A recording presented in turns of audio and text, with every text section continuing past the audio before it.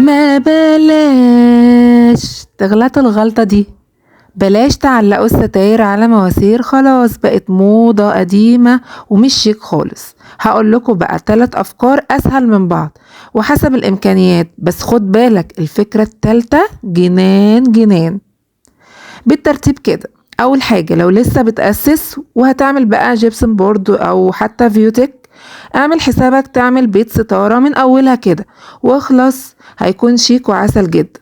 طيب انت شطبت ومش عامل ولا بيت ستارة ولا جيبسن بورد ولا أي حاجة، أنا أقولك تقدر تعمل بوكس بديل بيت الستارة. ايه ده؟ بوكس بديل بيت الستارة؟ ايوه كده، تقدر تنفذه كمان جبس او خشب او حتى كمان يتنجد قماش، يعني براحتك خالص. كمان ممكن تعمله مودرن او كلاسيك. طيب مش عايز بقى ولا جبسن بورد ولا بديل بيت الستارة والجو الغالي ده، هقولك يا سيدي كل حاجة لها حل مع سفيرة الديكور.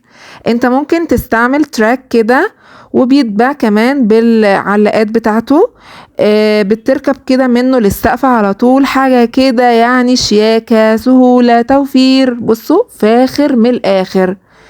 أهم حاجة قولولي بقى رأيكم في سلسلة ما بلاش دي، لو عجبتكم بقى الأفكار دي حط لايك وفولو.